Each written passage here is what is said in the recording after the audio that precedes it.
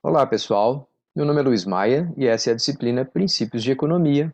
Nessa sessão, que está sendo gravada aqui na Universidade Federal Rural de Pernambuco, segundo semestre de 2021, nessa sessão a gente vai falar um pouquinho sobre excedente do consumidor, excedente do produtor e uma ideia geral sobre economia do bem-estar.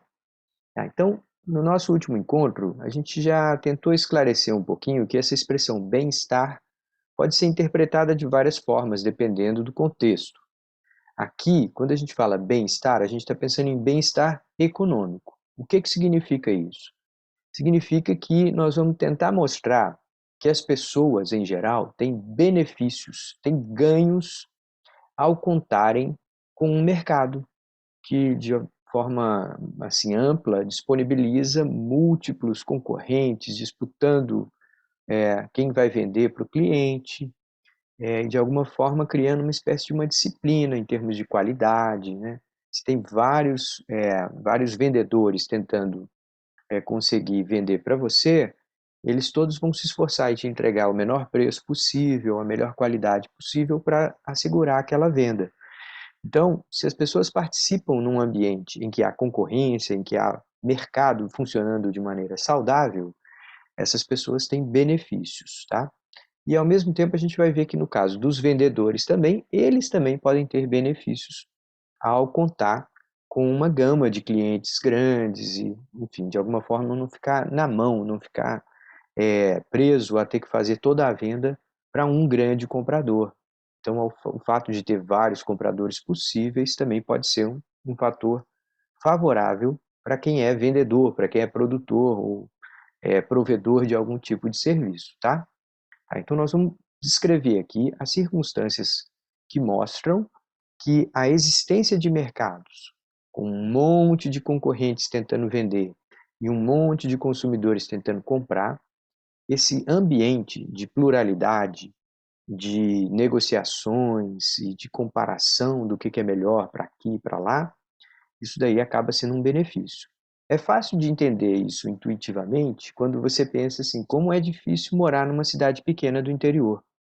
Numa cidade pequena do interior, muitas vezes você não tem muitos restaurantes, você não tem cinema, você não tem shopping center, você não tem múltiplas lojas, sei lá, de calçados, você não tem múltiplas oficinas mecânicas, então você acaba ficando na mão de um ou dois ou três vendedores ou provedores daqueles serviços. E muitas vezes você não consegue ver satisfeitas todas as suas necessidades. Seja porque o número de concorrentes tentando vender para você alguma coisa é pequeno, seja porque alguns deles nem têm operação na sua cidade. Te obrigam a ter que sair da sua residência e ir para um outro lugar para tentar comprar. Então é esse sentido de bem-estar econômico que nós vamos discutir aqui. E para começar a entender essa ideia de bem-estar econômico, nós vamos descrever inicialmente uma coisa chamada excedente do consumidor. Então, a partir dessa ideia de excedente do consumidor, a gente vai entender um pouco melhor o que está acontecendo, tá? Aí eu sempre coloco um zoom aqui bem grande para basicamente criar uma área branca aqui na nossa tela e poder rabiscar um pouco. Então, o que nós vamos começar aqui é com esse espaço branco que nós temos. Eu vou desenhar aqui uma curva de demanda. A curva de demanda, como a gente bem sabe, a essa altura, todo mundo já está bem familiarizado com a curva de demanda, ela é uma relação entre preços e quantidades que revela o comportamento de um determinado consumidor. Então aqui a gente tem no eixo vertical a variável preço, no eixo horizontal a variável quantidade, e a gente une as diferentes combinações de preços e quantidades, né? Então, vamos dizer que se o preço tivesse lá no alto, vamos dizer, o preço para um computador tivesse custando R$ 7.000, a gente teria uma quantidade muito pequena de pessoas conseguindo comprar um produto como esse, né? Então, se o preço for muito alto, lá em cima, a gente vai ter uma quantidade pequena de pessoas aqui embaixo.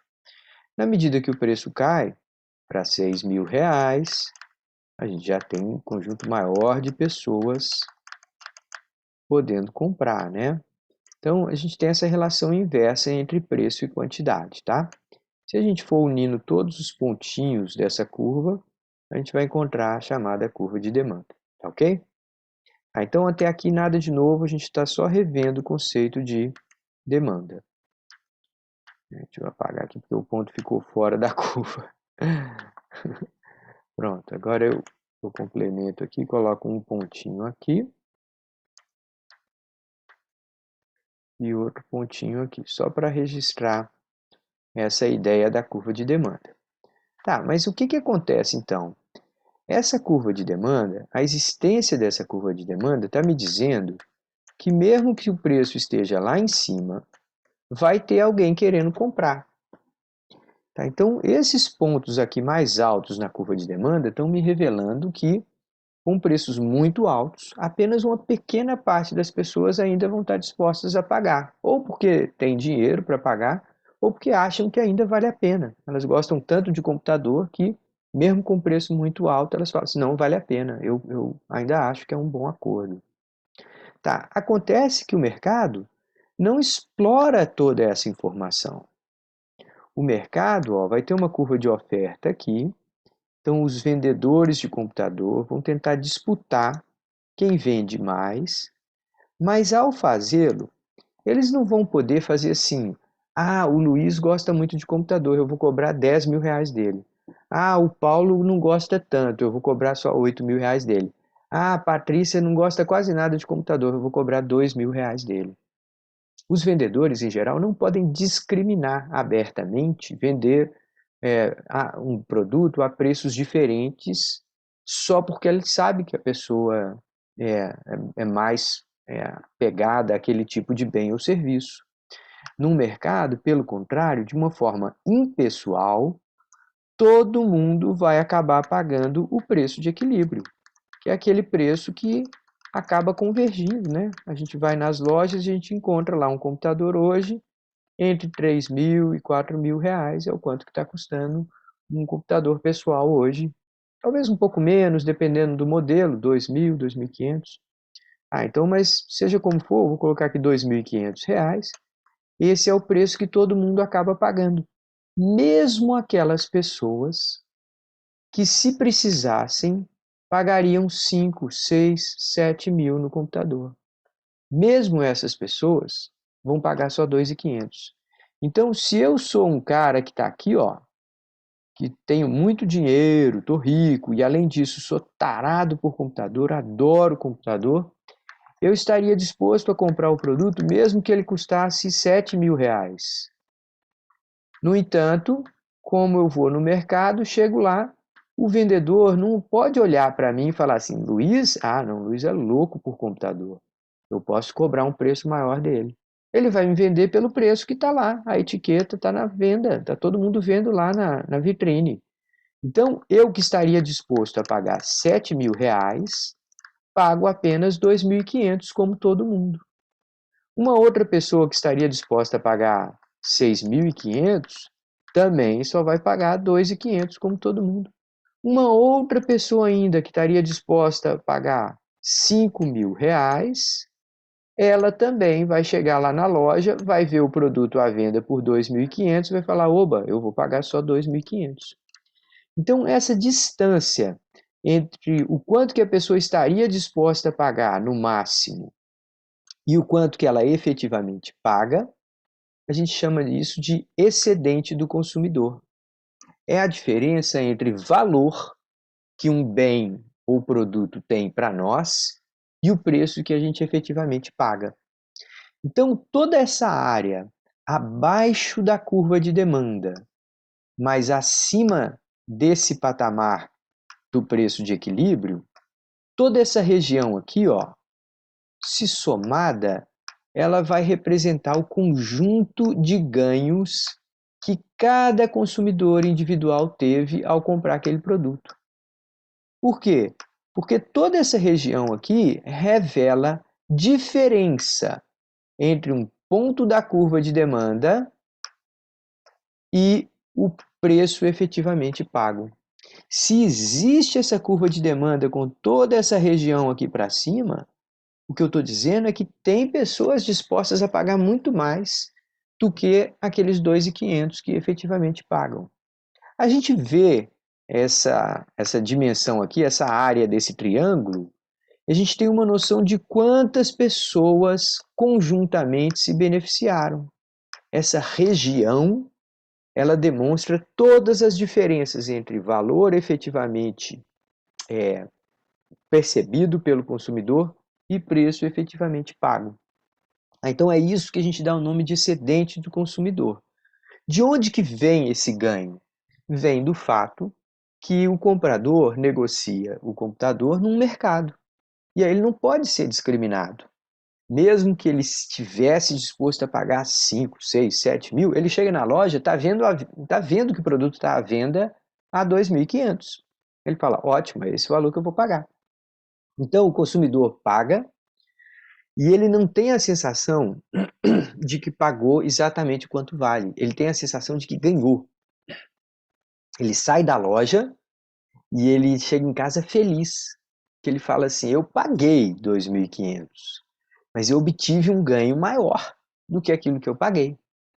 Então, se você faz uma transação e ao final daquela transação você está feliz, você está satisfeito, seu grau de satisfação melhorou, é porque na certa você pagou um pouquinho que seja a menos do que você estaria disposto a pagar. Então essa região a gente chama de excedente do consumidor. Esse excedente do consumidor, gente, ele acontece e ele é muito revelador de o quanto que as pessoas acabam aderindo a uma economia de mercado. Então, se você mora num país que é uma ditadura, se você mora num país que é uma ditadura, seja socialista, comunista ou apenas uma ditadura, frequentemente vai ter um, um dono da verdade lá que vai dizer assim: você não vai comprar mais que 2 pares de sapato por ano. Os modelos que vai comprar vai ser esse aqui, que a gente já decidiu para você, e você vai pagar R$ 300 para cada par de sapato. Ponto, acabou. Ah, isso daí é o contrário do que a gente está vendo aqui. Aqui você que decide quantos você vai comprar, você que decide se aquele preço vale a pena ou não, e de alguma forma você escolhe o modelo, você escolhe a hora que vai comprar e tal. Então, esse conjunto de possibilidades que um consumidor tem é imbatível se comparado com as maneiras anteriores de organizar a economia. Quando a gente tinha uma tribo, quando a gente tinha regimes autoritários, a gente não tinha isso. Então é por isso que as pessoas, por exemplo, muitas pessoas, por exemplo, querem fugir de um país pobre, onde não tem mercados, onde não tem emprego, e querem morar num país mais rico, onde tem profissão, tem emprego, tem um monte de mercados, tem um monte de serviços. É por isso, por essas e outras razões, mas não apenas por essas, que muita gente pega o seu barquinho e tenta fugir de Cuba para tentar chegar nos Estados Unidos. Por quê? Porque lá em Cuba você não tem uma economia de livre mercado, você não tem muito emprego, tem um ditador dizendo quanto que você vai comprar, quanto que você vai comer, quanto que você vai ganhar. Então, a ideia aqui, gente, não é falar mal do socialismo, do comunismo, falar bem do capitalismo e os Estados Unidos é incrível, não é nada disso. É só mostrar que quando as pessoas se veem privadas, né, impedidas de acessar mercados, elas ficam com raiva. Elas ficam se sentindo é, privadas, elas se sentem sem liberdade. Então a ideia aqui é que essa liberdade ela se traduz em mercados, mercados que funcionam bem, ela se traduz em ganhos de bem-estar para essas pessoas. O fato que elas podem comprar com o dinheiro delas o que bem interessar e que elas podem comprar a hora que quiser e tudo mais. Ah, você fala assim, professor, mas no Brasil tem muita gente pobre que não tem direito de comprar as coisas. É verdade, é verdade. Então, aqui no Brasil, a gente tem a exclusão social, a gente tira pessoas do mercado. Não só a gente exclui da vida política, exclui do ambiente social, da convivência, muitas vezes a gente exclui dos mercados. Então, eu não quero dizer que isso é justo e que eu gosto disso, pelo contrário, o que eu quero é que mais pessoas sejam trazidas para dentro de um ambiente inclusivo, política, social e economicamente. Que as pessoas tenham acesso à renda, tenham direito a trabalhar, tem o direito a ganhar o seu recurso honestamente e gastar da boa maneira que eles entenderem. É isso que nós queremos, tá? Então, inclusão social, política e econômica. Que as pessoas tenham liberdade econômica, tenham sua renda e sejam capazes de comprar aquilo que lhes interessa.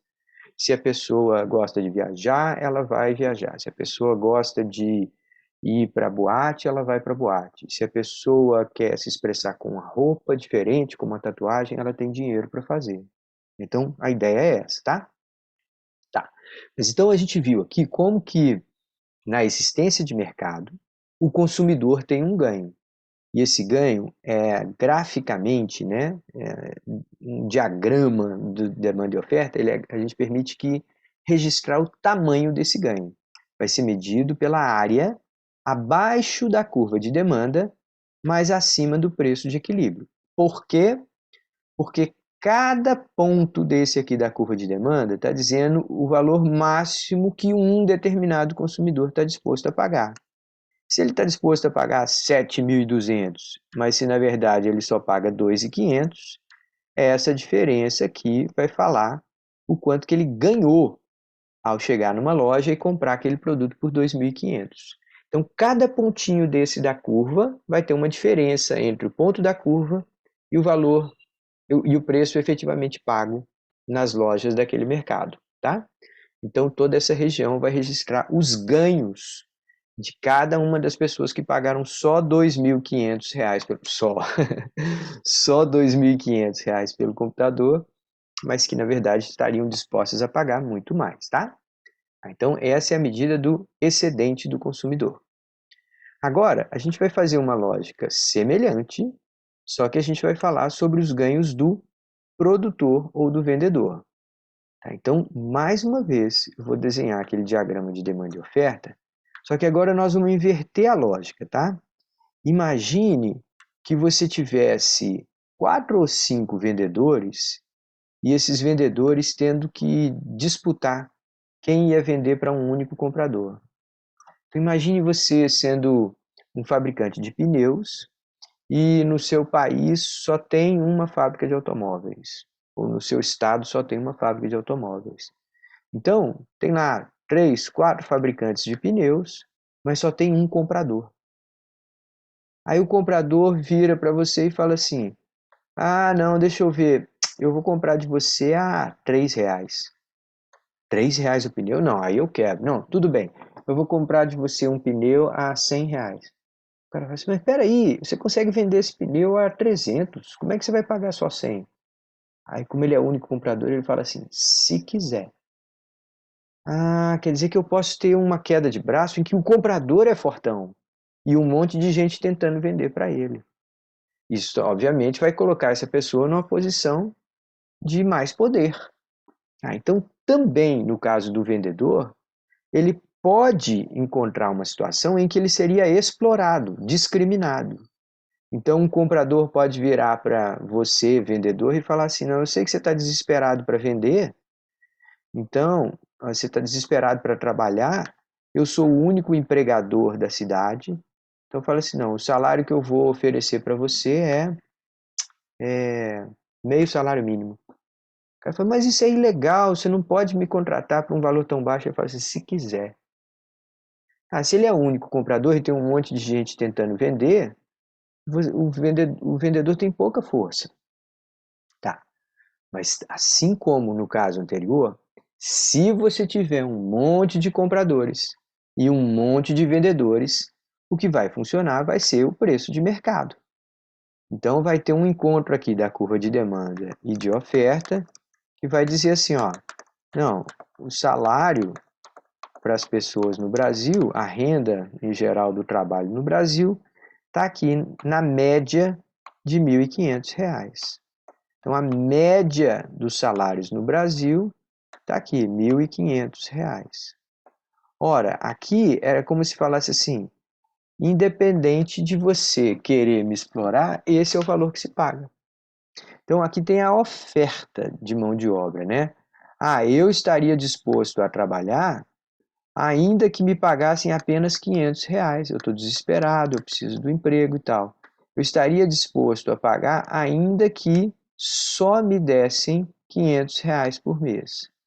Mas se eu estou negociando num mercado em que tem um monte de compradores e um monte de vendedores, eu vou receber R$ 1.500 por mês, o valor médio da mão de obra aqui.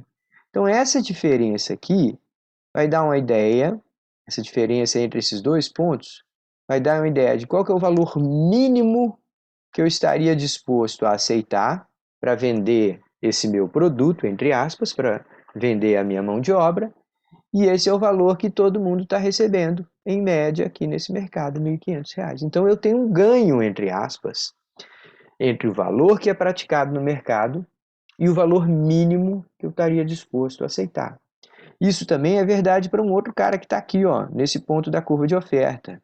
Ele estaria disposto a trabalhar 8 horas por dia, 5 dias por semana, se pagassem a ele R$ 700. Ora, apesar de ele estar disposto a trabalhar por R$ 700 por mês, ele chega lá no mercado e fala assim, quanto é que se paga? Ah, está se pagando R$ 1.500. Então, essa diferença entre 1.500 e 700, uma medida de quanto que ele efetivamente ganha para trabalhar 8 horas e qual que seria o mínimo que ele estaria disposto a trabalhar 8 horas por dia. Tá? Então, essa diferença entre o valor efetivamente negociado no mercado, o preço de equilíbrio, e essa região toda aqui, vai me dar uma medida do excedente do produtor ou do vendedor. É o ganho que um vendedor tem em vender os seus produtos a um mesmo preço de mercado, que todo mundo está pagando. Tá? Então, esse R$ 1.500 aqui é um valor, digamos assim, sem discriminação.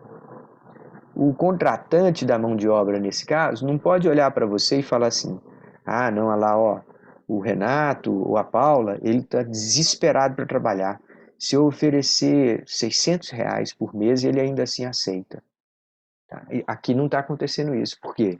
Porque o valor que está sendo praticado por dezenas de milhares de vendedores de mão de obra, dezenas de milhares de compradores de mão de obra, levaram o preço para 1.500. Já acertou, está todo mundo pagando 1.500 para trabalhar 8 horas por dia, 5 dias por semana, tá?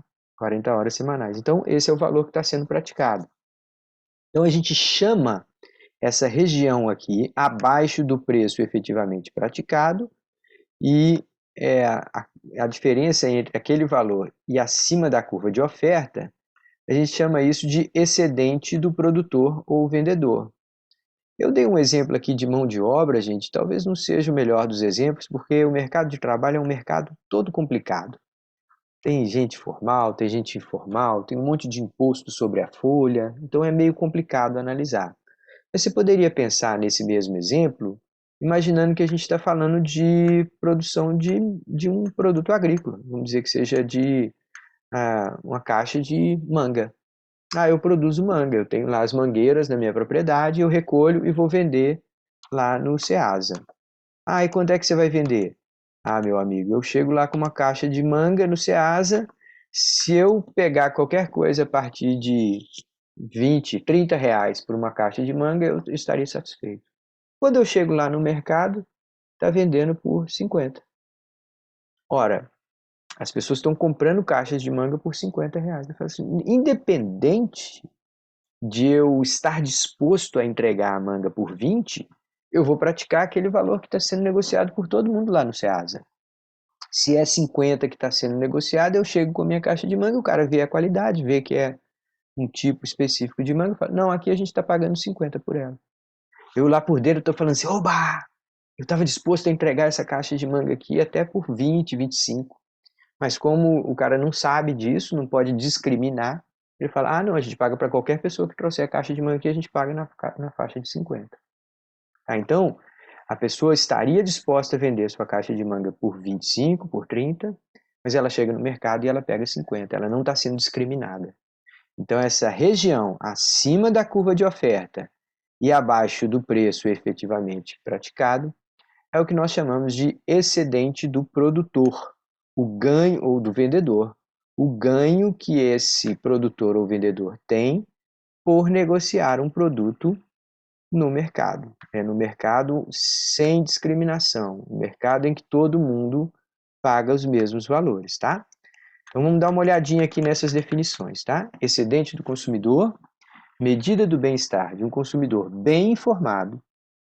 Os bens de que ele necessita são negociados no mercado onde as pessoas pagam o mesmo valor, aquele preço de equilíbrio, geralmente inferior ao que estariam dispostas a pagar. No caso do produtor, medida do bem-estar de um produtor bem informado. Ele sabe quanto que está valendo a caixa de manga no mercado. Ele chega lá, ele estaria disposto a vender até por 30, mas ele chega lá, ele sabe que está por 50. Ele não vai se deixar enganar. Ninguém vai virar para ele e falar assim, eu estou vendo que você está desesperado para vender essa caixa de manga aí, portanto, para você o preço é 35. Fala assim, Eu vou ali na próxima banca e vendo por 50. Então, não há discriminação, né? Então, essa diferença de quanto que é o mínimo que ele estaria disposto a vender e quanto que ele efetivamente vende a sua caixa de manga, dá uma medida do excedente do produtor, tá? Pois bem, então, a gente percebe que esse diagrama aqui, ele revela exatamente isso, tá? A gente tem lá um preço e um equilíbrio, né? Um preço e uma quantidade de equilíbrio, está registrado aqui. No entanto, se existe essa curva de demanda aqui, cada um desses pontinhos aqui está registrando pessoas que estariam dispostas a comprar o produto, mesmo que tivesse mais caro. Só que cada uma delas paga só o valor de equilíbrio. Daí essa diferença ser um ganho, um excedente. A diferença entre o valor que o cliente associa àquele produto e o preço efetivamente pago. Dependendo da preferência do cliente, esse ganho pode ser muito maior do que o outro, né? Tá, e no parte de baixo a gente tem o efeito contrário. Cada um desses pontinhos aqui está representando o mínimo que o vendedor estaria disposto a receber para vender seu produto. Como ele negocia no mercado, ele vende ao preço que está todo mundo negociando. Daí essa diferença aqui representa o ganho do vendedor em não ser discriminado, em conseguir vender o seu produto ao preço que está todo mundo pagando, tá? Pessoal, olha só, os mercados, então, que a gente está falando aqui, são mercados em que você tem um grande número de compradores e um grande número de vendedores. Daí, ninguém pode explorar o outro, tá? A gente sabe que na vida real, muitas vezes isso não acontece. Em muitos mercados, a gente tem ou um grande comprador colocando o preço lá embaixo para lascar os vendedores, ou um grande vendedor colocando o preço lá em cima para lascar os pobres dos consumidores. Mas se o mercado é um mercado saudável, com muitos concorrentes do lado da demanda, né, dos consumidores, e muitos concorrentes do lado da oferta, de quem está vendendo, aí a gente tende a ter esses benefícios que a gente chama de bem-estar ou bem-estar econômico, tá? Por que estudar isso é importante? Ora, porque a gente vai ver o que acontece com essa medida de bem-estar quando a gente interfere nesses mercados. Quando esse mercado está lá funcionando muito bem, e aí vem o governo e mete a mão e resolve impor alguma coisa, tá? Tá. De toda forma, antes de eu mostrar isso, deixa eu só completar essa mensagem aqui, tá? O que vai afetar se os ganhos são maiores para o consumidor ou para o vendedor? Né? Se o mercado sempre é uma queda de braço, por um lado, os consumidores querendo pagar o mínimo possível para obter os melhores bens possível, por outro lado, os vendedores tentando vender ao preço mais alto possível para ter um lucro maior. Se tem uma queda de braço sempre nos mercados, quem que define quem é que vai se dar bem? Tá, ora, quem define isso vão ser, primeiro, os deslocamentos das curvas de demanda e oferta. Então, se a renda sobe, o consumidor tem a demanda deslocada para a direita, aí vai ter maiores ganhos para um, maiores ganhos para outro. A gente vai redesenhar aquele diagrama. Vamos pegar um exemplo aqui rapidinho, tá?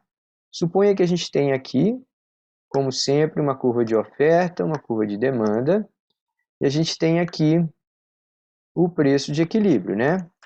Então, se a gente fosse representar o excedente do consumidor, está registrado aqui, esse triângulo bem grandão. E o excedente do produtor está registrado aqui, esse outra área aqui de baixo, tá? Suponha que você tem um ganho de renda, né? A economia cresceu, mais pessoas estão empregadas, então houve um aumento da renda dessas famílias. Se isso aconteceu, a gente sabe que a curva de demanda vai se deslocar para a direita. Olha o que vai acontecer aqui, gente. A gente passa de D0 para D1, vou desenhar uma segunda curva de demanda aqui, ó. Deslocou para a direita a curva de demanda, né?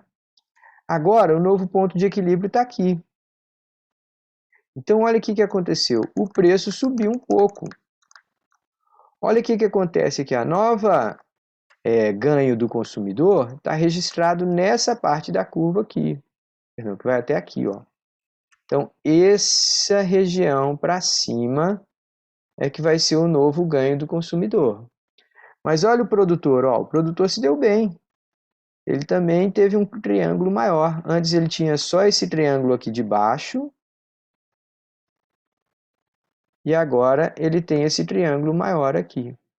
Tá, então, na medida que essas curvas se deslocam para a direita ou para a esquerda, a gente pode ver os maiores excedentes indo para um lado ou para outro, tá? A segunda coisa que pode afetar essa distribuição de ganhos é a inclinação das curvas. Aquela ideia de elasticidade. A elasticidade, sendo a curva ficando mais em pé, eu vou ter uma área muito maior debaixo daquela curva. Então, de alguma forma, uma demanda inelástica revela que aquele produto é muito importante para o consumidor. Então, se ele paga um preço lá embaixo, ele estaria disposto a pagar algo muito lá em cima. Então, o ganho é relativamente maior. E, por último, a tributação. E aí, esse é o caso que a gente queria chegar, tá? O que acontece quando o governo mete a mão e tenta interferir nos mercados? A gente falou na semana passada sobre tributação.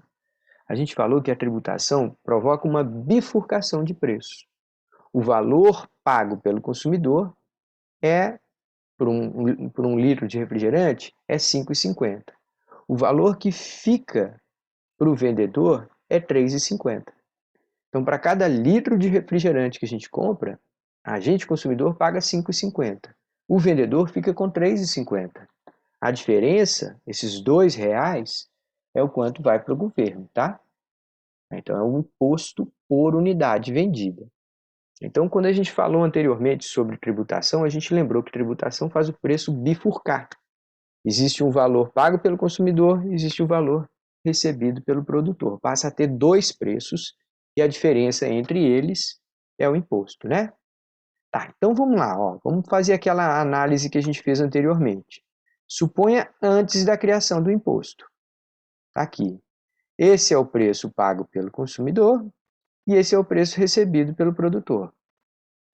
Então, o excedente do consumidor é medido por esse triângulo aqui, representado pelas áreas A mais B mais E. Tudo isso aqui é o excedente do consumidor antes de criar o imposto, tá? E o excedente do produtor, antes de criar o imposto, é essa área aqui. Afinal de contas, o consumidor paga P estrela, vamos dizer, R$ 4 por um litro de refrigerante, e o vendedor recebe R$ 4. Então, no caso inicial, que não existe imposto, tá? Agora o imposto foi criado. Quando o imposto é criado, o valor que eu, consumidor, passo a pagar é R$ 5,50. R$ 5,50, poxa, eu me lasquei. Eu antes pagava 4, agora eu estou pagando R$ 5,50, tá?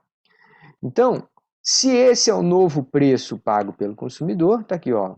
O preço original ele bifurcou, passou a ter um preço pago pelo consumidor e um outro preço recebido pelo produtor. Está aqui embaixo. Tá, então, o consumidor antes pagava P estrela, R$ 4, agora está pagando R$ 5,50. Nesse novo preço, o excedente do consumidor passou a ser só A, só a região A. Ele perdeu B e perdeu E. Né? Porque antes o excedente do consumidor era toda essa área. A mais B mais E. Todo esse triângulo superior aqui. Agora, ele passou a pagar PC, 5,50. Então, o valor que está abaixo da curva de demanda e acima de 5,50 é menorzinho. É só essa região A aqui. Então, ele perdeu B e perdeu E. Ele ficou só com esse triângulo menor, essa pontinha de cima aqui do triângulo. Então, se lascou. Agora vamos pegar o produtor. Antes, o consumidor pagava R$ e o vendedor ficava com R$ Agora, houve a bifurcação, né? O preço pago pelo consumidor foi para 5,50, o preço recebido pelo produtor caiu para 3,50. Ora, se esse preço recebido pelo vendedor é menor, então ele perdeu o bem-estar. Mas vamos ver o quanto que a gente consegue medir em termos gráficos essa perda, tá? Antes, a área acima da curva de oferta e abaixo do preço efetivamente praticado era representada por esse triângulo grande aqui, ó, CDF. Esse era o excedente do produtor antes da criação do imposto. Quando foi criado o imposto, ele agora está recebendo só R$ 3,50. Portanto, a área acima da curva de oferta e abaixo do novo preço praticado é só essa região D. Portanto, esse cara perdeu C e F. Em termos de benefício, em termos de lucratividade, ele perdeu essa região, tá? Essa área C e F. Então, o que a gente vê é que com a criação do imposto, a gente tira bem-estar do consumidor e a gente tira bem-estar do produtor. Quer dizer que você é contra o imposto, Luiz? Você quer acabar com os impostos? Não, gente, a gente sabe que é necessário um imposto, mas o que a gente está dizendo é que se você vai tirar, você precisa colocar de volta de uma maneira muito cuidadosa. É preciso que o dinheiro dos impostos sejam gastos em favor da sociedade. Não dá para ficar sustentando político safado, não dá para ficar jogando dinheiro fora, comprando coisa que ninguém vai usar. É preciso usar bem o recurso público, tá? Por quê? Porque ele veio de um custo para a sociedade, tá? Agora deixa eu chamar a atenção de vocês para uma coisa aqui, ó. O preço pago pelo consumidor subiu. O preço recebido pelo produtor caiu. A diferença entre os dois é o imposto, né? Então, 5,50 que é pago pelo consumidor, 3,50 fica com o vendedor, a diferença deu R$ 2,00, que é o imposto por unidade de refrigerante vendida. Mas se esta dimensão aqui, ó, se esse segmento de reta aqui, entre PC e PP, representa o imposto por unidade, e se essa Q1 aqui, ó, essa quantidade, é a nova quantidade negociada no mercado, depois que se criou um imposto, então essa área aqui, base vezes altura, B mais C, é a arrecadação tributária.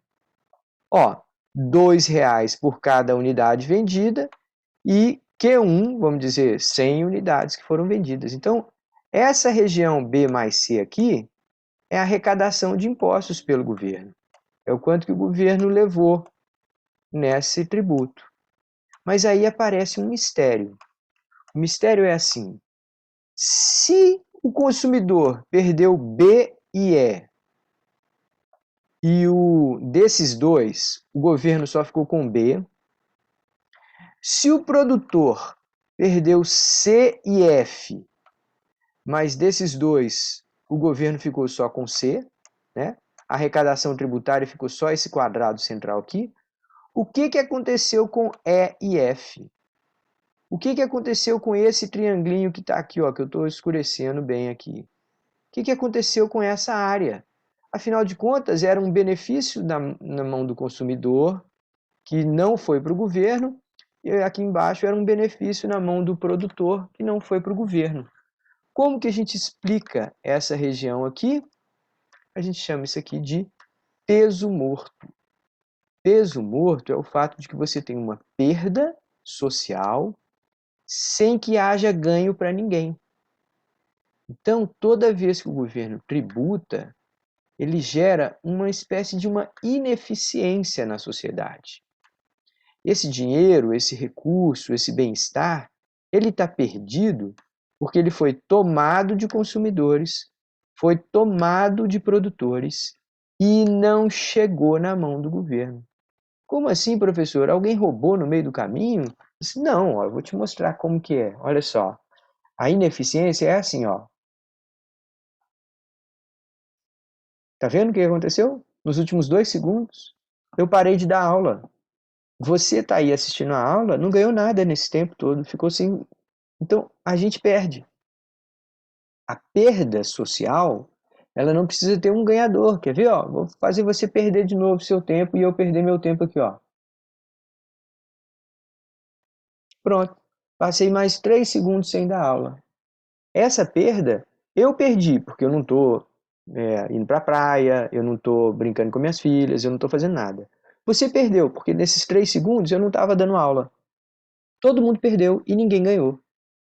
Tá, então, é essa a ideia do peso morto, é uma ineficiência. A sociedade tinha capacidade de produzir essa quantidade que é zero, mas por causa do imposto, ela acaba trabalhando subótima, ela trabalhando aquém do que ela poderia trabalhar. Então, gente, mais uma vez, tá? O imposto, ele precisa gerar recursos para o Estado, mas o Estado tem a obrigação de gastar bem esses recursos. Porque ao tirar esses recursos da sociedade, ele está prejudicando os consumidores de um lado, ele está prejudicando as empresas do outro. Se ele está tirando, drenando recursos da sociedade, quando ele gastar, ele tem que colocar de volta esses recursos de uma maneira que compense. Porque senão a gente tem mais custos sociais do que benefícios sociais. Então, o que a gente está mostrando aqui, pela leitura da economia do bem-estar, é que a tributação, ainda que seja inevitável, ela gera custos sociais. Ela tende a fazer a economia operar um pouco aquém da sua capacidade. Daí que os recursos juntos, reunidos pelos impostos, precisam ser bem gastos. Eles precisam ser retornados para a sociedade de uma forma que vale a pena, porque senão a gente só tem prejuízo, não tem ganho nenhum, tá? Eu vou parando por aqui, a gente vai retomar essa questão no nosso próximo encontro síncrono, né? No nosso momento de encontro às quartas-feiras. Quero agradecer a todos que nos acompanharam, um abraço e até a próxima.